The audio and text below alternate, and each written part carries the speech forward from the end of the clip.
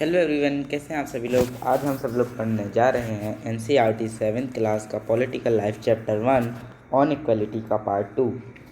जिसने अभी तक पार्ट 1 नहीं देखा है वो जल्दी से जाके चैनल सर्च कर लेना और पार्ट 1 देख लेना। तो आज मैं आपको कहाँ से पढ़ाने वाला हूँ, आज मैं आपको पढ़ाऊँगा अदर काइंड्स ऑफ इक्वलिटी।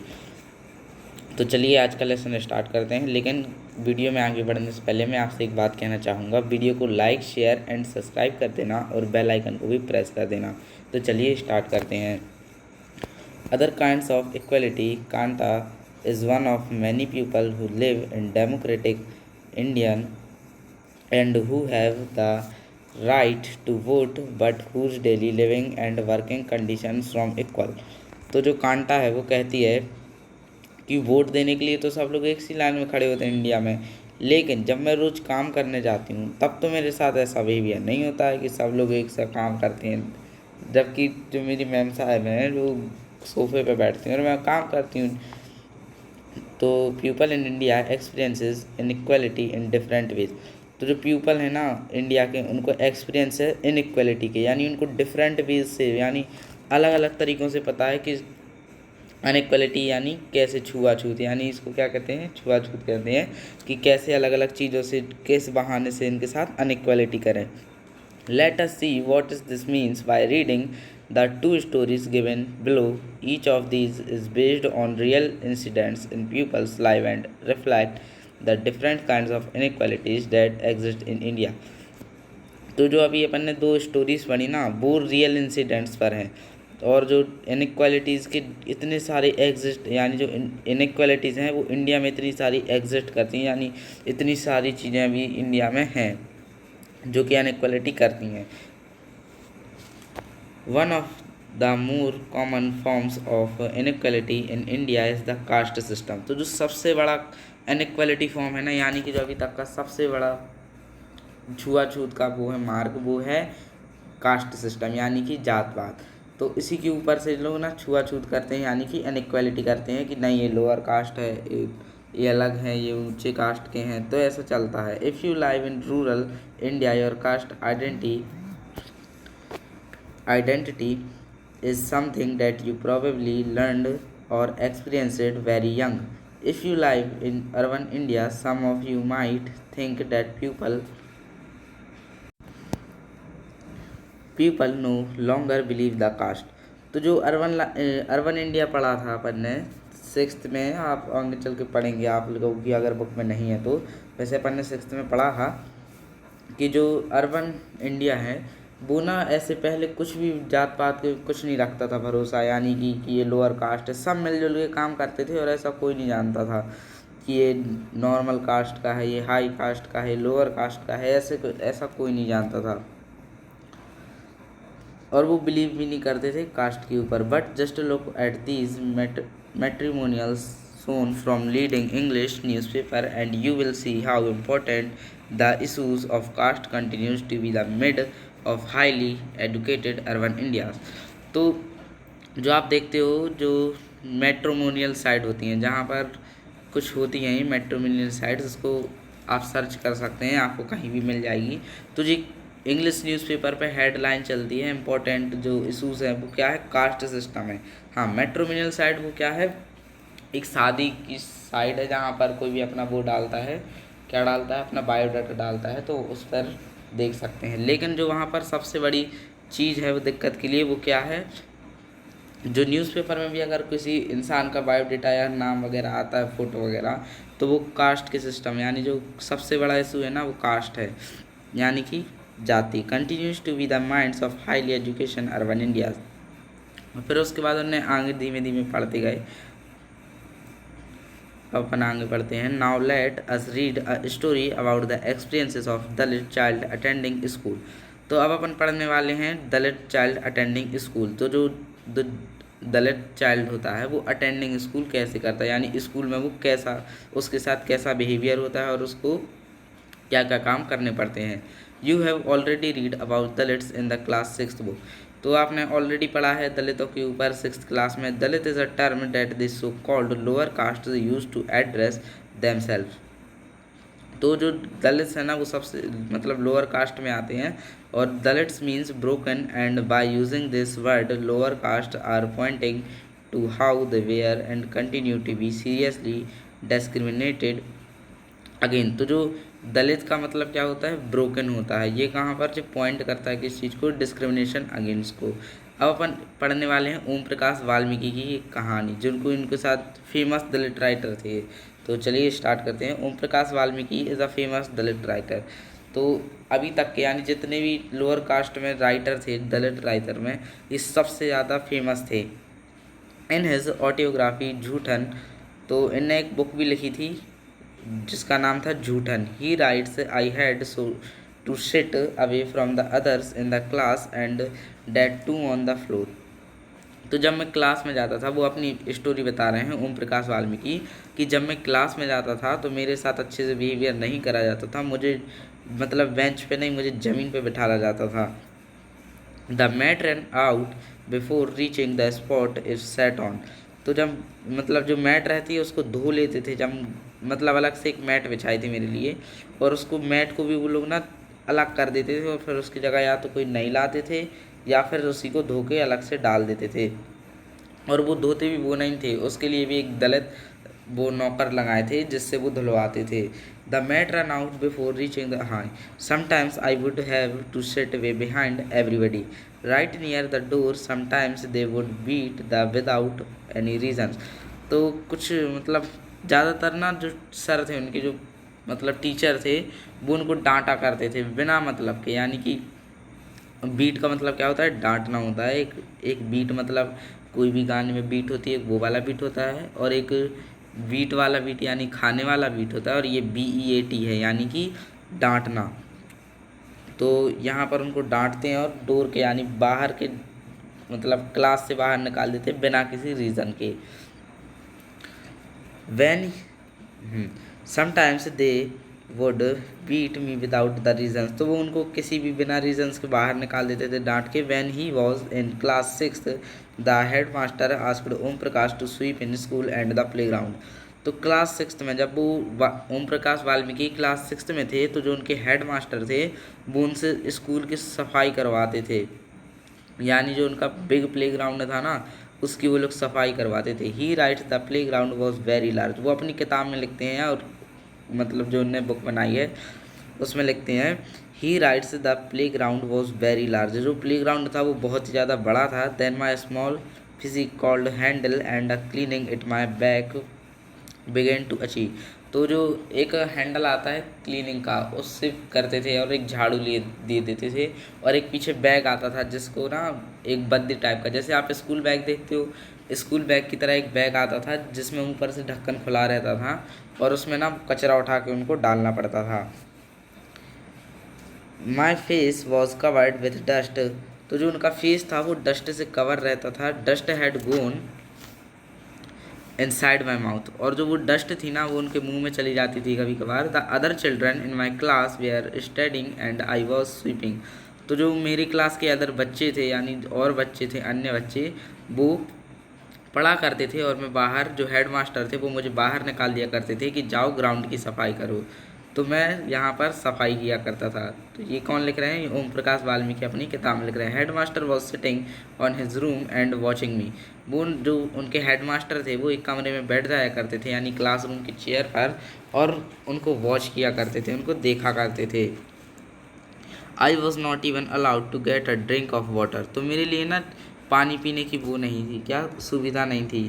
अगर मैं पीना भी चाहता था ना तो कोई मुझे पीने नहीं देता था। I swept the whole day from the doors and windows of the school rooms, the eyes of the teachers and the boys so the sceptically. तो ना जो बच्चे होते ना, तो वो उसको इतनी घूरते थे कि उसको मतलब जो वो थे ना ओम प्रकाश वाल्मीकि, उनको अजीब टाइप का लगता था। वो सर भी देखते थे और वो बच्चे भी देखते थे, मतलब वो एक सा बिहेवियर करते थे कि हाँ ये लोअर कास्ट का है तो इससे ज़्यादा मतलब नहीं रखना है। Om Prakash was made to sweep the school and the playground for the next couple of days, and this only came to the end. His father, who happened to his passing by, saw his son sweeping. तो जो उनके ओम प्रकाश वाल्मीकि के जो पापा हैं वो एक दिन आए, उनने स्वीप कर दिए, यानी नेक्स्ट डे ना वो अपने पापा को लाए और उनने कहा कि पापा देखो ये हमसे सफाई करवाते हैं ग्राउंड की और मुझे पढ़ाते नहीं। तो उनने टीचर से क्या वो शिकायत की कि आप मेरे बच्चे से स्वीपिंग क्यों करवाते हो, सफाई क्यों करवाते हो और पढ़ाई क्यों नहीं करवाते हो। ही comforted the teachers and then walking away from the school holding Om Prakash hand, he said loudly for all of the hear, you are a teacher, so I am leaving now, but remember this much, master, he will study right here in this school and no just him but there will be more coming after him। तो जो उनके father थे ना उनने उन teacher का हाथ पकड़ा और सीधे सबको ले गए, मतलब सबके सामने ले गए और उन्होंने चिल्ला कर कहा इधर पर देखो, ये टीचर है ना ये मेरे बच्चे को अच्छे से पढ़ाते नहीं हैं, आपको तो मैं हटवा दूंगा लेकिन आगे चल के ऐसा कोई और भी आ जाएगा, तो अगर आप मेरे बच्चे को नहीं पढ़ाओगे ना तो आगे चल के और टीचर्स आएंगे जो कि मेरे बच्चे को पढ़ा लेंगे। तो ऐसा कौन कहते हैं, ऐसे कहते हैं ओम प्रकाश वाल्मीकि के पापा। The second story is based on an incident that took place in one in India's largest cities of the common practice in most parts of country। तो जो दूसरा इंसिडेंट है वो एक इंडिया का लार्ज सिटी है, common parties in parts of country. तो जो कंट्री है उसी में एक लार्ज सिटी है, उस सिटी का नाम नहीं बताया गया है अभी। It is a story about mister and Mrs Ansari. तो ये जो स्टोरी है ये है मिस्टर एंड मिसेस अंसारी के ऊपर। ये एक कपल है who were looking to rent apartment in the city.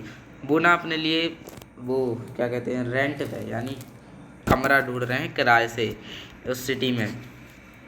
They had the money and so paying the rent was no problem.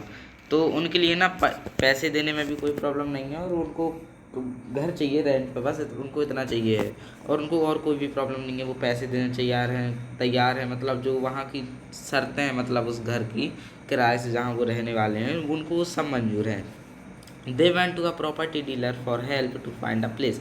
उनने प्रॉपर्टी डीलर की मदद ली उस प्लेस को फाइंड करने के लिए कि मुझे ना ऐसी कोई एक जगह दिखाइए जहाँ पर हम लोग एक रेंट से घर ले सकें।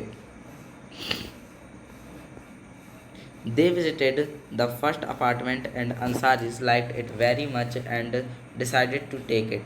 तो जो पहला अपार्टमेंट था वहाँ पर Ansari mister and Mrs Ansari गए और उन लोगों ने डिसाइड कर लिया कि हम लोग ना यही घर खरीदने वाले हैं।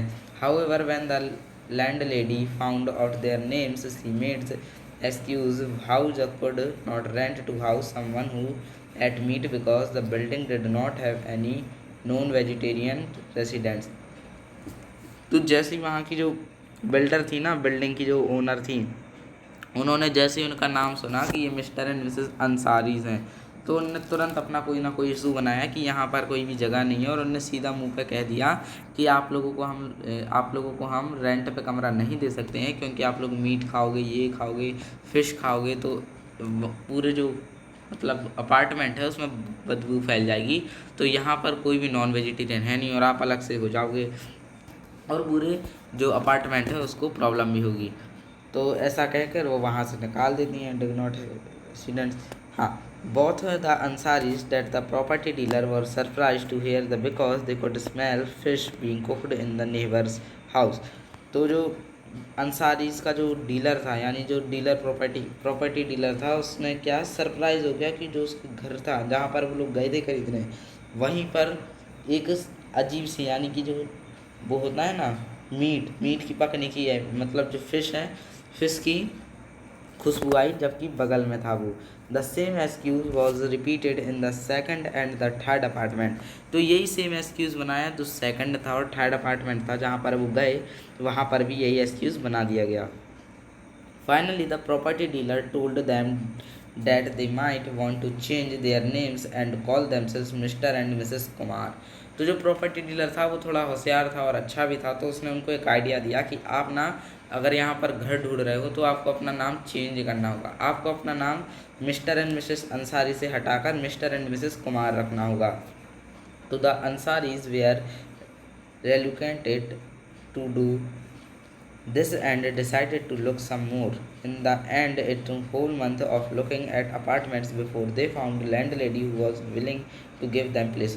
तो जैसे ही उनने अपना नाम किससे, अंसारी से डायरेक्ट कुमार किया, तो उनके लिए मतलब 3 दिन बाद, यानी एक ही हफ्ते में 1 या 2 दिन बाद उनको एक रेंट पे कमरा मिल गया, उन्होंने ढूंढा तो, जो कि उसने प्रॉपर्टी डीलर ने कहा था वो बात उसकी सही हो गई।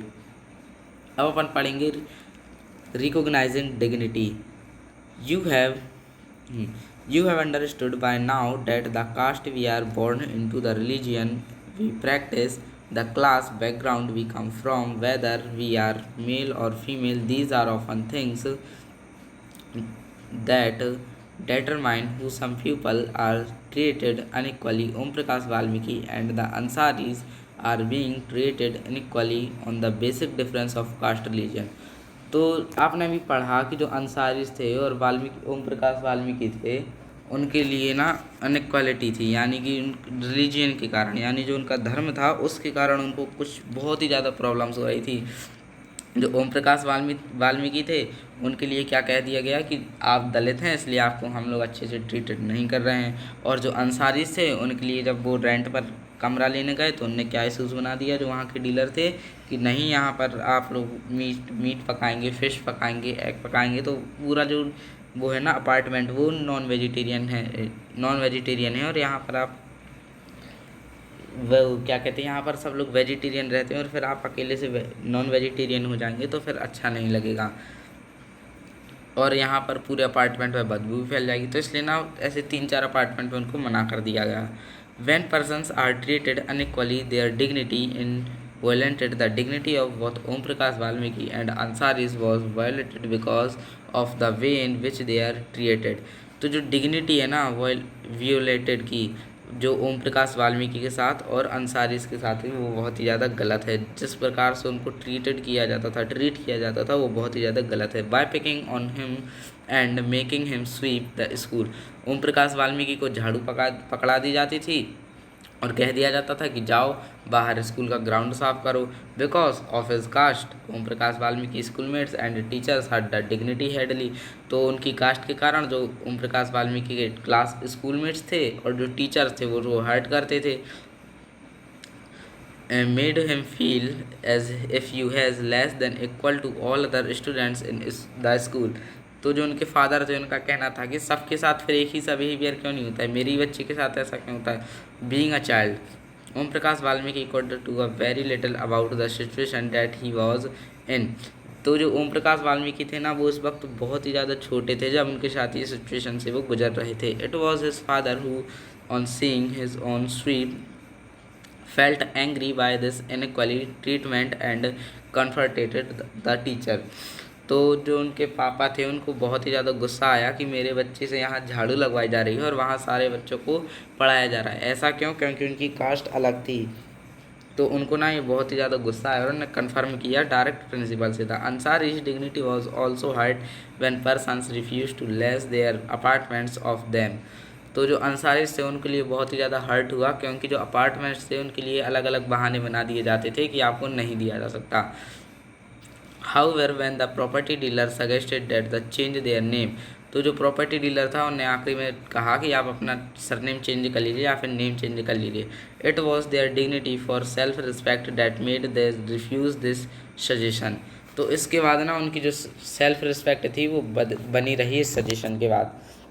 और इसी के ऊपर में यानी इसमें ना आपको एक फिल्म दी गई थी दीवार, इसमें आप देख सकते हैं जो ये इंसान है, मतलब जो वाइट कोट वाला है और ब्लैक मतलब ब्राउन कोट वाले हैं, ये ना पहले जूते पॉलिश करवाते हैं और एक जो ब्राउन कोट वाले हैं वो बात कर रहे होते हैं और जो वाइट कोट वाले अंकल हैं वो पैसे फेंक के देते हैं।